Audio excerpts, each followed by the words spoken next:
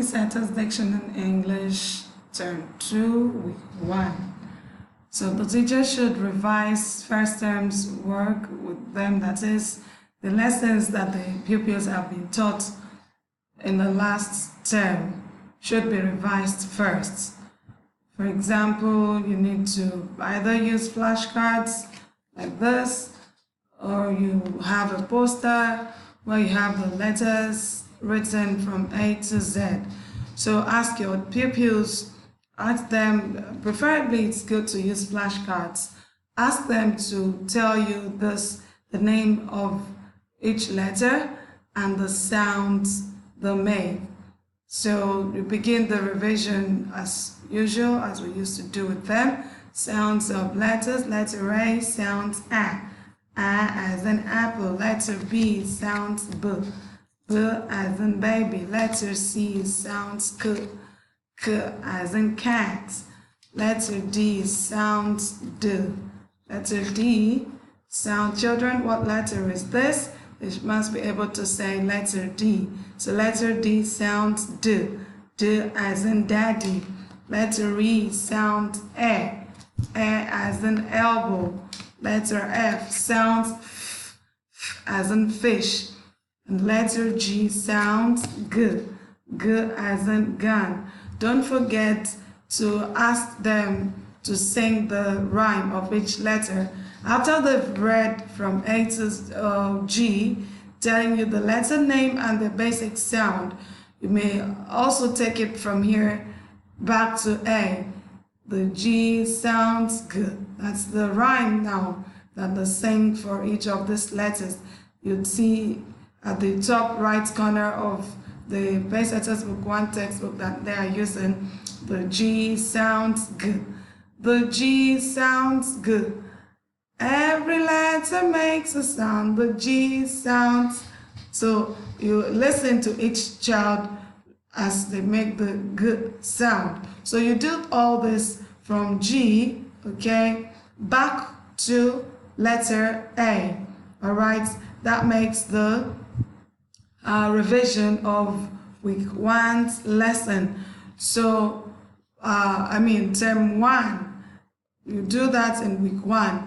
If you have the ETOM nursery CD, you can as well play this, your pupils, and watch them, how well they are going to flow with this, with those lessons in the textbook.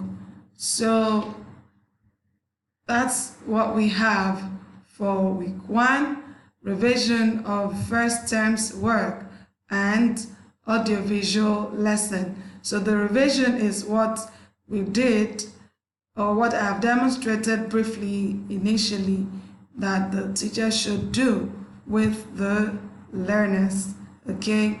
It's always good that we show videos to our learners. If you don't have those CDs, you can contact us to make them available for you. So for this particular class, using Base Letters Diction in English Book 1, this is the book I'm treating currently, okay? You ask, play the ETOM Nursery CD 1, though there are different rhymes there entirely. So it's good that you ask them to, after you've sung the rhyme in this textbook and the pupils respond along with you, then you can also sing the ETOM rhyme, like the ETOM is sang from the beginning.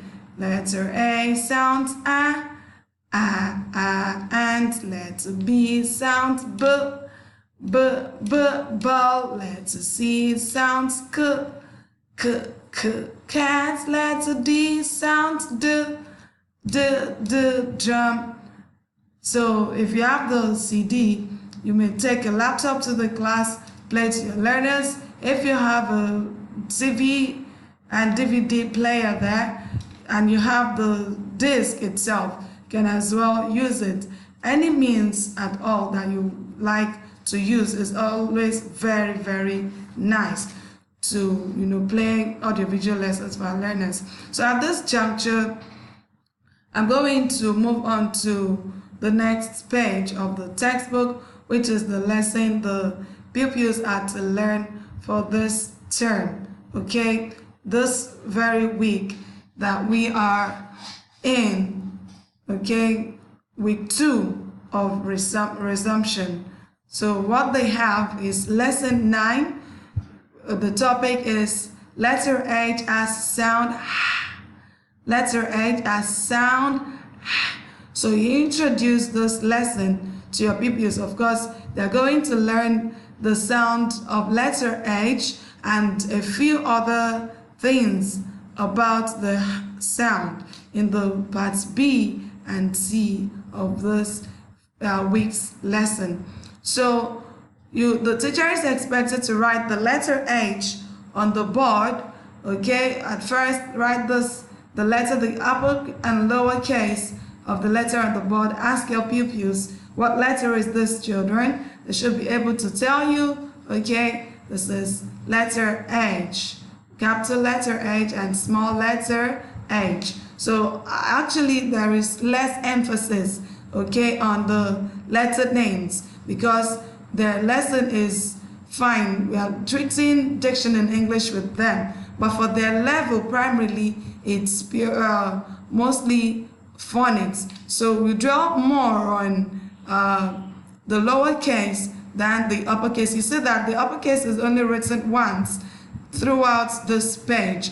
Every other aspect that we use, that the children are to write and say in the tracing part of the book is all written in lowercase. There, the emphasis is on sound other than letter. I hope this is clear. So after writing the letter on the board and the children have been able to name it, there is a little typographic error in the way the H is written there in the textbook. So here it is. The ch sound is missing. Yes, this particular ch sound is missing in the textbook. So take note of this, teacher. Do not pronounce H, it's H. Letter H sounds, okay? So, but this is just a transcription of that H. It's a transcription of H, okay? For your learners, it's not H, it's H. So you go, letter H sounds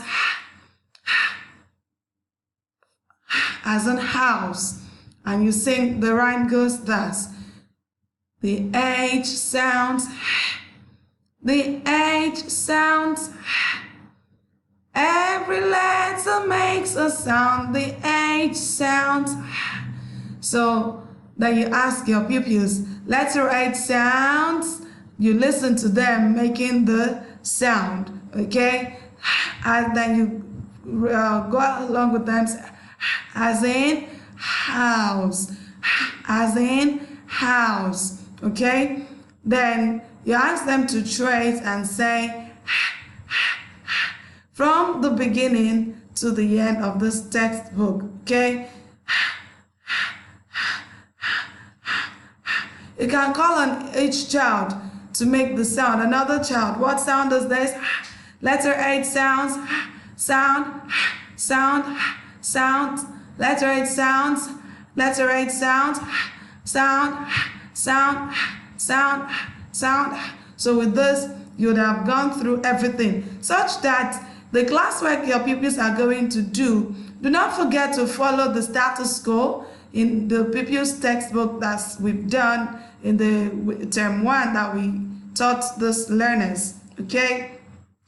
We would have written at the upper part of the textbook the dates you want to teach them this very lesson, the day you are taking them this very lesson. Say, for example, 13/1/2020. Then you write class work. We advise you just write CW perhaps, and if you have the time to write in full, class work, no space, no hyphen, CLASSWORK. That's the spelling of classwork. So normally in class for this exercise, they're going to do the trace and say the sound, okay? We only treat line 1 with the pupils in class, and on this very line, you write homework for the children to go home and, with the help of their parents, to trace the sound and to make the sound as they write throughout, which you would have demonstrated to them in class at school that very day. So that's the end of part 1 of the lesson. So part 2, which is speak right.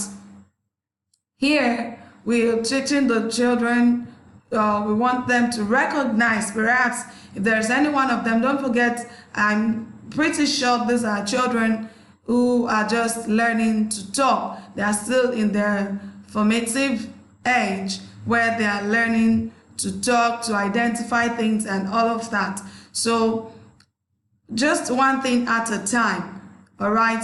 Point to a building and say, that is a house, preferably a building far away from the classroom. You can ask them to stand at the entrance of the class. You could take them out of the classroom and point to a particular building that looks like this picture. You can point at different ones, a story building, bungalows around, and what have you. That is a house. Children, what is that? They tell you that is a house.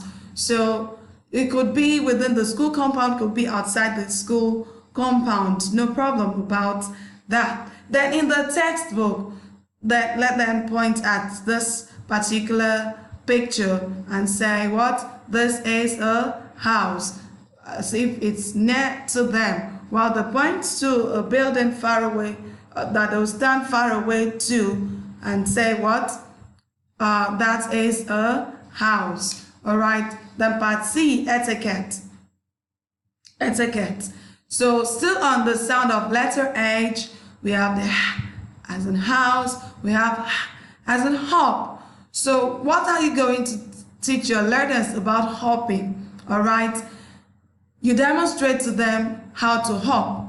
One leg up, one leg down. And you could be jumping on that one leg, okay, and sing the rhyme. Hop, hop, hop together. Hop, hop, hop together. Hopping is an exercise. Hop, hop again. So you sing and you ask your learners to sing after you while you demonstrate the act of hopping. You can as well include the Jolly Phonics rhyme. I like to hop, hop, hop, up and down. I like to hop, hop, hop, all around. You turn around. I like to hop, hop, hop, up and down. Letter H sounds as in house, as in hop, okay? What am I doing? I am hopping. What are you doing? You are hopping. So the lesson has to be as lively as possible. So before I end this session, this particular lesson with you, let me quickly take you to the learning objective, of this particular lesson, okay? The learning objective is that